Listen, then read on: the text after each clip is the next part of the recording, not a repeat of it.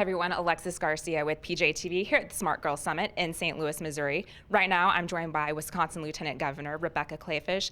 Now, you and Governor Walker really took on the unions. What has been a result of some of your policies? Well, I think a couple of things have been the direct result of some of these policies.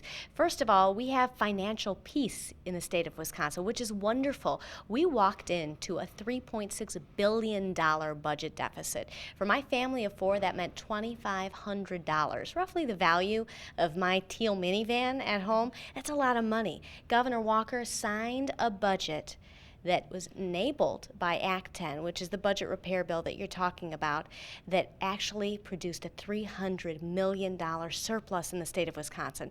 And what we're seeing out of that is a stable, certain business climate, an economic development climate that is really attracting nationwide attention. In June, Wisconsin created 9,500 net new jobs. It's incredible. We actually skyrocketed in the CEO magazine survey from number 41 to number 24. It's the fastest increase any state has ever seen in the history of that survey. We're excited.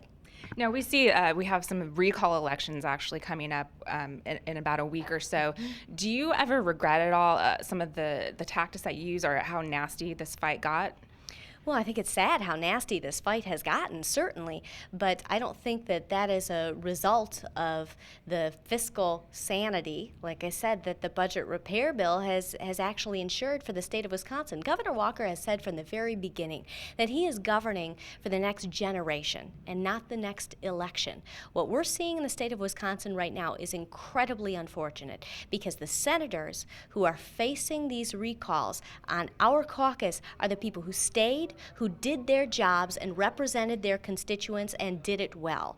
These folks, the taxpayers, elected our Republican majorities and our governor to balance the budget without raising taxes. The only way to do that was to ask for these concessions, the 12.6% health care premium contribution, the 5.8% pension contribution, and some concessions in collective bargaining. That is the reason we are seeing some of these recall elections. That's not a reason for a recall election. That's a reason for someone to maybe vote a certain way in a regular election. These are redo elections. These are mulligans. It shouldn't be happening. Now, we've seen a lot of states that have been held hostage by the unions. I live in California, which is one of them. What is some advice for some of the other states that are looking to maybe take on some of this collective bargaining? What is some advice from your experience that you can give? Well, it's an interesting question, but I think the best advice I could give would probably be make sure that you're communicating well with the folks at home, because what Governor Walker has done is allowed our school districts, our counties, our municipalities to have the tools, what we call the cost savings measures, in order to recoup the cuts essentially in state aid that they were going to receive.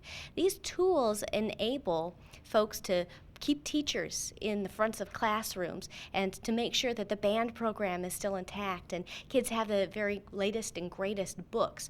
We want to make sure that those things are still completely intact in the state of Wisconsin because Governor Walker is focused like a laser beam on job creation. And the way you do that is providing the best educated workforce in the nation. Well, you don't do that without good education. That's why Governor Walker was very clear in providing these tools. And Walker's way is working. We are seeing that every single day throughout the state of Wisconsin. We are seeing Kaukauna School District, Brown Deer, Pittsville, Appleton, all sorts of school districts who are employing these tools that Governor Walker gave to save these costs so that they can keep good teachers at the fronts of classrooms and to make sure that services are still delivered in a timely manner in the way folks expect. Now, your administration's tackled this, but are you ever disappointed at all by the federal response?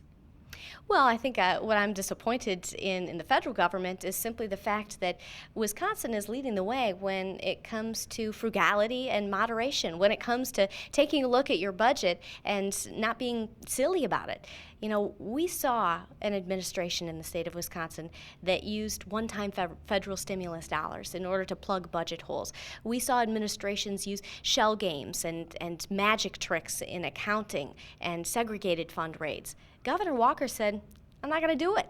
I am going to be responsible about this budget. I have two little girls at home. The governor is a dad to two high school age boys.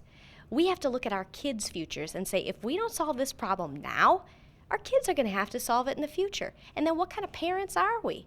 And what kind of folks are we to govern in this administration? And so he decided to solve the problem, and he decided to solve it with frugality and moderation.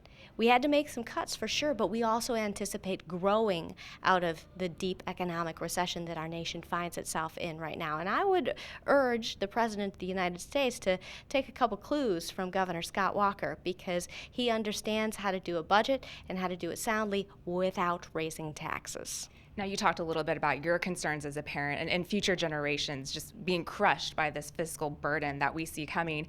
Now, a lot of activists that we have here at the Smart Girl Summit are becoming more involved in government, are running for office for the first time. What advice can you give from your own background for people that are seeking office that might not know what they're in store for? Well, I love it, first of all. I love to see all of these moms who are going to their computers and who are going to social media websites and who are networking in their PTAs and in their churches and in their brownie troops and saying, I'm not going to sit there and yell at the TV all day anymore. I'm actually going to get off the couch and I'm going to do something about it.